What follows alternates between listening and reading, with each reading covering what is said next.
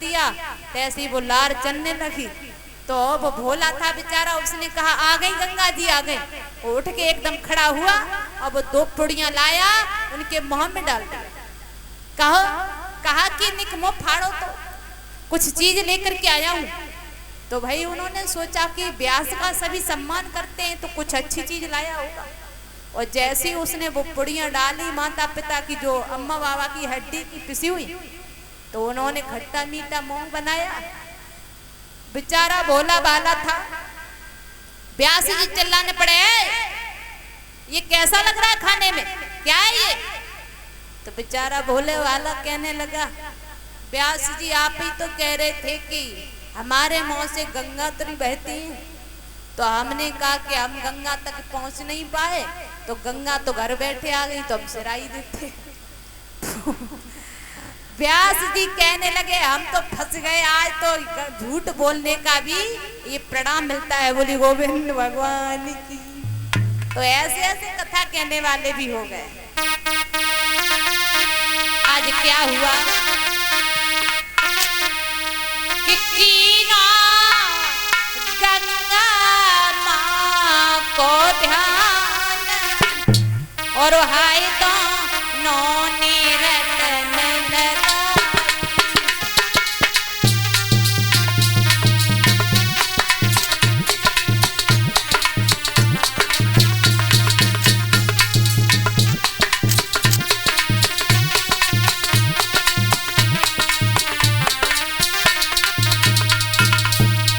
किसने ध्यान किया? कथा चल रही थी, उसके बाद में कुछ बातें वैसी आ गई थी तो आप लोग भूल गए होंगे, दोबारा से बता देती हूँ। जो प्रतीक नाम के राजा थे, उन्होंने गंगा जी का ध्यान रखा। उनके घर में कोई संतान नहीं, अब ध्यान देना, अब कथा चलेगी, अब कोई फालतू की बात नहीं चलेगी। आए प्रकट भई गंगा महातारी,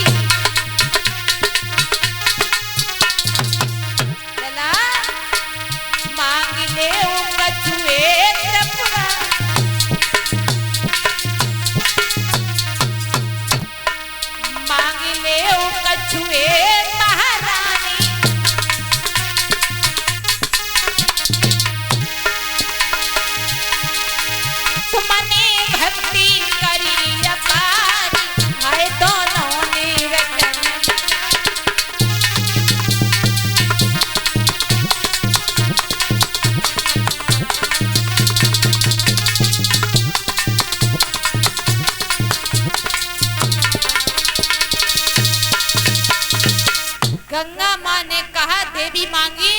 जो प्रतीक नाम के जो राजा थे, उनकी पत्नी थी, उन्होंने कहा एक पुत्र की जरूरत है। तो गंगा माँ ने कहा ठीक है, पुत्र तुम्हें प्राप्त होगा, लेकिन प्रतीक कहने लगे अगर एक इच्छा और है कि हमारे पुत्र की आप बहू बनो। गंगा माँ बड़ी दयामान हो गई, कहने लगी ठीक है, बहू भी बन जाएंगे। आज दादा कुछ समय बीता, उनके घर में क्या हुआ? अरे प्रतापना में आए के, अरे जायो एक कयो तारी,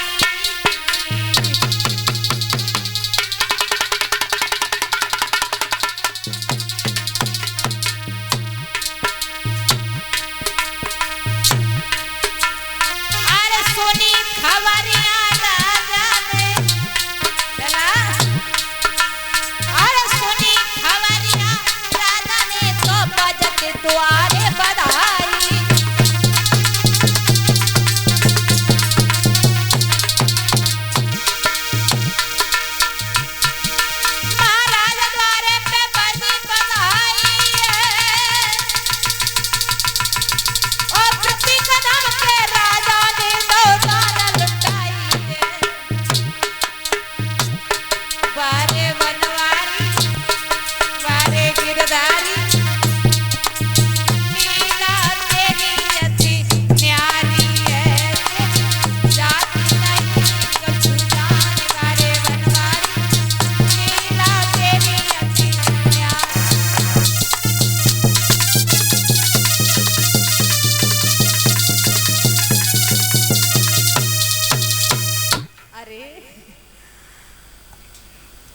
तखत टूट जाएगा। वैसे भी काफी दूर घर बने, या आ भी नहीं पाएंगे। और जी अच्छी है तुम में वजन ही 100 ग्राम है, अगर कमने को मोटे हो तो टूटेगा हो तो तखत। बोली गोविंद भगवान की। दादा एक पुत्र पैदा हुआ। जब पुत्र पैदा हुआ उस पुत्र का नाम शांतुर रखा। समय व्यतीत हुआ, राजा के ऊपर बुढ़ापा था। एक दिन दर्पण में देखा कि हमारे ऊपर बुढ़ापा है, राजपाट अपने बेटा को दे देते हैं और हम बन के लिए जाते हैं। शांतनु को राजा बना दिया। प्रतीक नाम के जो राजा थे वो बन के लिए चले गए। समय व्यतीत हुआ, धीरे धीरे वो लड़का बड़ा हुआ, शादी के योग्य हुआ। एक दिन शिकार खेलने के लिए चला है। जो शांतनु शिकार खेलने के लिए चले तो एक फूलन की फुलवागी में जो गंगा मां वरदान दे करके गई थी, और प्रतीक नाम के जो राजा थे वो अपने पुत्र को समझा करके गए थे, बेटा तुम्हें शादी वैसे नहीं होगी, तुम्हारी कोई रिश्ता लेकर के आएगा तब शादी होगी, ऐसे नहीं होगी। तुमको एक सुंदर सी कन्या या कहीं बगीचे में मिलेगी या कोई अच्छे रास्ते में मिलेगी, और समझ लेना कि अगर अति सुंदर है तो वही तुम्हारी पत्नी होगी, उसी के साथ में तुम्हारी शादी होगी। पिता की बात दिमाग में फिट बैठ गई। चले हैं आगे। गंगा माँ एक फूलन की सुंदर सी फुलबागी में बैठे हैं। शांतनु शिकार खेल के और आगे के लिए आगे बढ़े तो क्या देखा, बहुत सुंदर कन्या है, बहुत सुंदर। देख करके इतने मोहित हो गए। अब तो उनको ये भी पता नहीं कि हम बगिया में, कि कहीं राजमहल में, कि घर पे हैं, कि कहीं बाजार में खो गए। लिखा है कभी कल्पना करते हैं।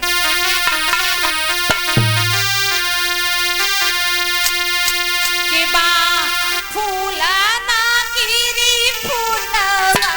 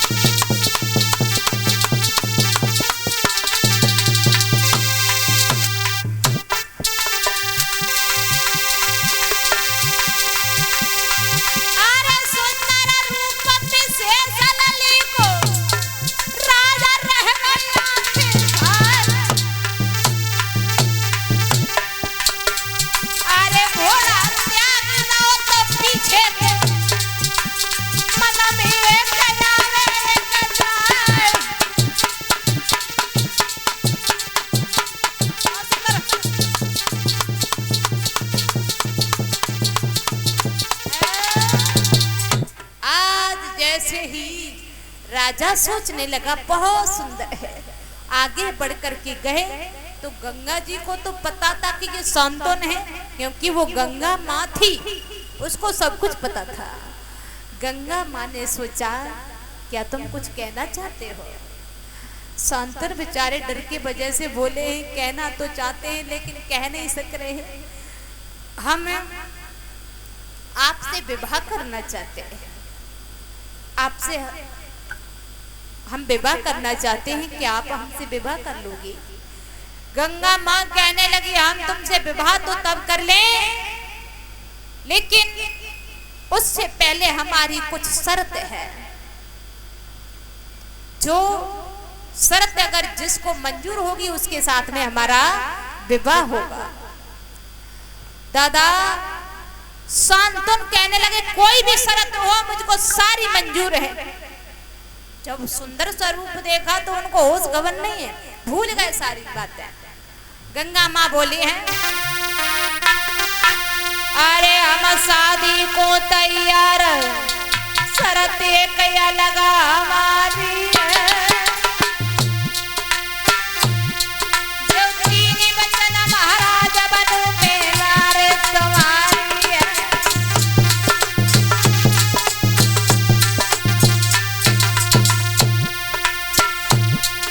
कौन से वचन? अरे करूंगी जो भी मैं घर में, और अच्छो बुरो जो करे कहो के नहीं कछुआना में।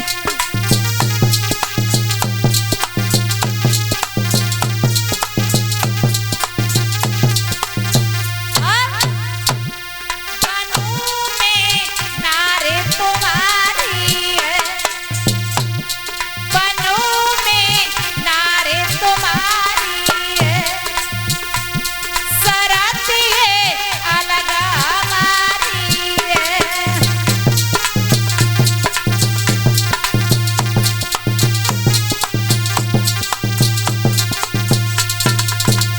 आज जैसे ही ये बात कही तो कहने लगे, कोई बात नहीं है।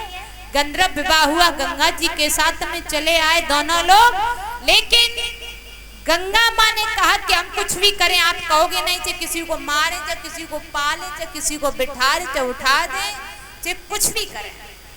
अब बेचारे बंधन में हैं, लेकिन उन्होंने सोचा कि कोई बात नहीं है। समय व्यतीत हुआ, एक पुत्र पैदा हुआ गंगा माँ की। उस गंगा माँ ने क्या किया, पुत्र को उठा करके और उस जहां गंगा की धार बह रही थी वहां ले जा करके बहा दिया। एक नहीं दादा, दूसरा पुत्र हुआ, वो भी गंगा की धार में बहा दिया। मेरे श्रोता बंधु, 6 पुत्र हुए, 6 बहा दिए। 7वें पुत्र पर जैसे ही सोचा कि ये क्या कर रही है गंगा, सोचने लगे इससे कुछ कहूं, लेकिन अगर कह दिया तो इसने वचन दे दिया छोड़ के चली जाएगी। कुछ नहीं कहा, लेकिन बैठ करके रोने लगे। शांतनु कहने लगे, वो भी एक माँ होती है जो अपने बच्चा को हजारों वर्ष की उम्र देने की कामना करती है। इस संसार में सबसे श्रेष्ठ प्यार करने वाली है तो केवल माँ है, और दुनिया में कोई प्यार करने वाला है ही नहीं है। जो प्यार करने का न दिखाते हैं तुमको नजारा, वो केवल दिखावा होता है। प्यार करती है तो केवल अपनी माँ करती है, जो 9 महीना कोख में रखती है। संतन कहने लगे, कैसी माँ है? एक माँ अपने बच्चा को कहीं आखिर से ओझल हो जाए तो मर जाती है, प्राण निकल जाते, लेकिन ये कैसी माँ है? रो करके बोले हैं, मेरे बहुत कष्ट हो रहा है, मेरे इतने पुत्र हुए लेकिन इसने एक भी नहीं छोड़ा। बोले, अरे कैसी निर्दयी मात, आए जाके दया न दिल में आई रे। !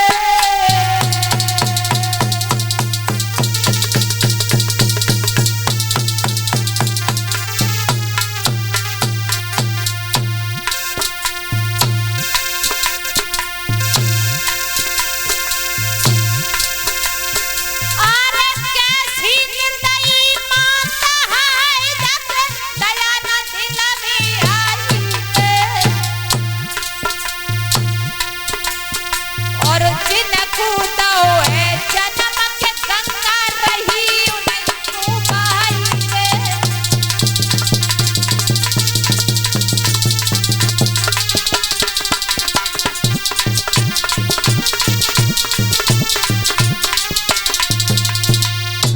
आज शांतनु बैठ के रोने लगे। उसने 7वां भी पुत्र बहा दिया। जब 8वें पुत्र की बारी आई, शांतनु कहने लगे अब ये गंगा रहे या चली जाए, लेकिन मैं इसको अब नहीं पुत्र को बहने दूंगा। शांतनु पीछे पीछे चले और कहने लगे ठहर जाओ गंगा, कहां जा रही हो? गंगा ने सोचा कि मालूम पड़ता है पीछे कोई रोकने वाला आ रहा है। गंगा ने पीछे मुड़ के देखा, तुमसे मैंने पूछा था कि अगर